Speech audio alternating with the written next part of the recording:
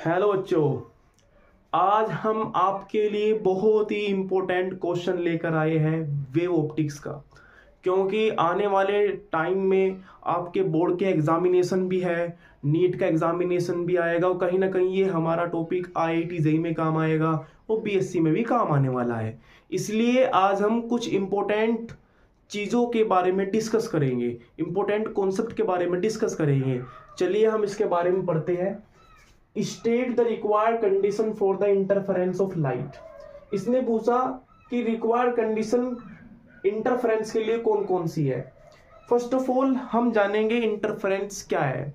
जब कोई भी दो लाइट वेव सेम फ्रीक्वेंसी की, क्या कह रहा हूं मैं आपको, जब भी दो लाइट वेव सेम फ्रीक्वेंसी की और उन दोनों के बीच में कांस्टेंट या जीरो फेज डिफरेंस हो, कांस्टेंट या जीरो फेज डिफरेंस हो, वो ट्रेवल कर रही हो एक सिंगल डायरेक्शन में या सेम डायरेक्शन में, जब वे ट्रेवलिंग करेंगे किसमें, सेम डायरेक्शन में, वे आपस में सुपरपोज होगी। सुपरपोज होने के बाद वे अपनी इंटेंसिटी को जहां पर सुपरपोज हुई है वहां पर रीडिस्ट्रीब्यूट कर देगी और ये आपकी इंटेंसिटी दो भागों में टूटेगी, एक तो कंस्ट्रक्टिव इंटरफेरेंस के रूप में और एक डिस्ट्रक्टिव इंटरफेरेंस के रूप में। जहां पर मैक्सिमम इंटेंसिटी होगी उसे हम बोलेंगे कंस्ट्रक्टिव इंटरफेरेंस और जहां पर आपके मिनिमम इंटेंसिटी होगी उसे हम बोलेंगे डिस्ट्रक्टिव इंटरफेरेंस। जैसे हम आपको बताने वाले हैं, इसने पूछा state the required condition for the interference of light.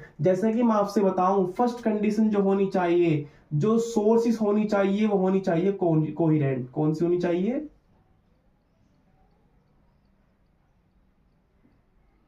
Sources is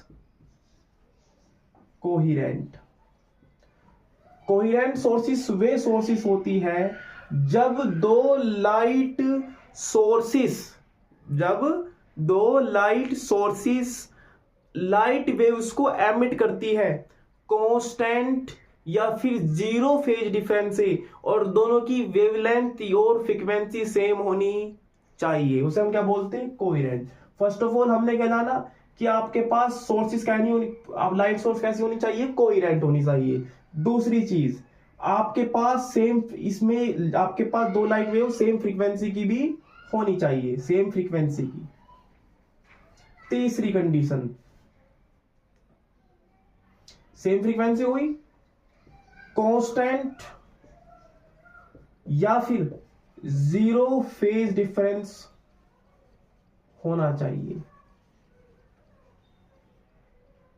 मैंने आपको बताया कोहेरेंट होनी चाहिए, सेम फ्रीक्वेंसी की होनी चाहिए, दो लाइट वेव्स और उनके बीच के कांस्टेंट फेज डिफरेंस या तो कांस्टेंट हो या फिर जीरो फेज डिफरेंस हो।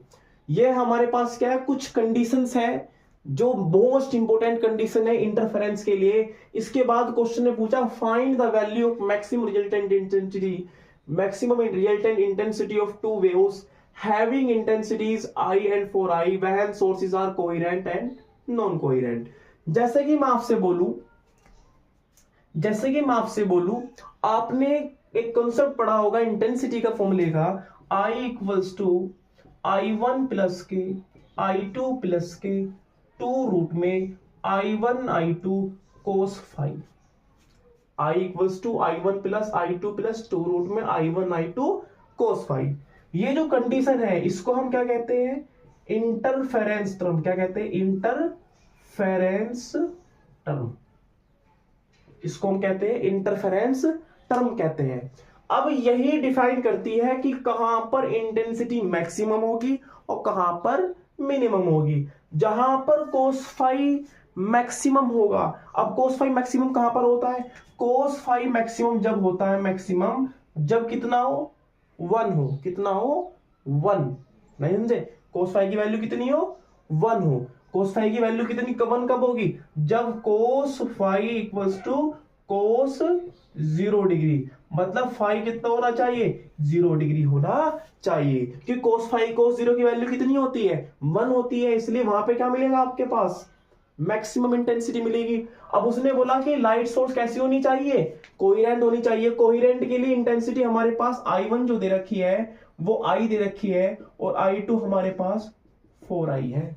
इसीलिए मैं बोल सकता हूं क्या क्या कोहेरेंट के लिए क्या ये फेज एंगल जीरो होगा, क्योंकि हमने पहले पढ़ा है कोहेरेंट सोर्स। मैंने बोला दो लाइट सोर्स जब दो लाइट वेव्स को एमिट करेगी सेम फ्रीक्वेंसी की, सेम वेवलेंथ की, और इन दोनों के बीच में फेज डिफरेंस या तो कांस्टेंट होगा या फिर क्या होगा, जीरो होगा। तो इसलिए मैंने जीरो ले लिया। आपके पास इंटेंसिटी का फॉर्मूला है I बराबर I1 plus I2 plus 2 root में I1 I2 cos फाई। तो क्या मैं लिख सकता हूं I equals to I plus के 4I प्लस के 2 रूट में I 4I कोस कितना हो गया हमारे पास, कोस फाइव, आपके पास हो गया कोस जीरो। अब I कितना आ गया आपके पास 4I, और I कितना हो गया 5I प्लस 2 रूट में I1, यह हो गया II, तो ये हो जाएगा आपका बच्चे 4I स्क्वायर, जिसको मैं क्या लिख सकता हूं I बराबर 5I प्लस के, क्योंकि आपके पास कोस जीरो की वैल्यू कितनी हो जाएगी, 1 हो जाएगी। तो यहां पर 2I बाहर आ जाएगा, 2 2 4, यहां पर आ जाएगा 4I, जिसमें लिख सकता हूं I कितनी होगी आपके पास 9I। तो कोहेरेंट के लिए इंटेंसिटी कितनी होगी, मैक्सिमम इंटेंसिटी वो हो गई 9I। कितनी हो गई 9I। अब क्या समझे यहां पे, अब दो कंडीशन आती है आपके पास यहां पे, जब या तो कोस फेज डिफरेंस कितना हो आपके पास जीरो हो, या तो कितना हो जीरो हो, या फिर कितना हो आपके पास, कितना हो बताना, कमेंट करना सभी। या तो फेज डिफरेंस आपके पास जीरो हो या फिर दोनों के बीच में फेज डिफरेंस कांस्टेंट हो। अब दूसरी कंडीशन आती है हमारे पास नॉन कोहेरेंट सोर्स की, नॉन कोहेरेंट सोर्स की। अब नॉन कोहेरेंट सोर्स कौन सी है भाई, जब दो लाइट सोर्स लाइट वेव्स को एमिट कर रही हो और उनकी फ्रीक्वेंसी सेम ना हो। अगर सेम फ्रीक्वेंसी है तो उनके बीच का फेज डिफरेंस कंटिन्यूसली चेंज होता रहे, उसको हम बोलते हैं नॉन कोहेरेंट सोर्स। क्या बोलते हैं, नॉन कोहेरेंट सोर्स। अब आपने जाना कि जो आपके पास इंटरफेरेंस टर्म है इसमें कोस फाई आएगा, और जबकि आपके पास कोस फाई की वैल्यू क्या हो रही है, कंटिन्यूसली चेंज हो रही है। इसलिए मैं क्या मान सकता हूं, मैं मान सकता हूं कि आपके पास लगातार आपके पास जो इसके क्या बोलते हैं उसको फेज डिफरेंस होगा, उसको मैं लिख सकता हूं I equals to I1 plus I2 plus, क्योंकि ये वाली इंटरफेरेंस टर्म है लगातार कंटिन्यूसली क्या होगी, ये चेंज होगी, तो मतलब इनका जो वैल्यू आएगी वो कितनी आएगी, जीरो आएगी। क्योंकि हम कभी भी आपके पास को, अब देखो रैंडमली चेंज हो रहा है तो जीरो हम उसको बोल नहीं सकते। अगर हम किसी भी दो लाइट वेव का फेज लगातार रैंडमली चेंज हो रहा है तो उसका हम क्या ले रहे हैं, एवरेज जीरो ले रहे हैं। कितना ले रहे हैं, एवरेज जीरो। इसलिए हम बोलेंगे I equals to 4I plus I। तो कितना आ गया आपके पास I की वैल्यू, I मिनिमम कितनी आ गई 5I।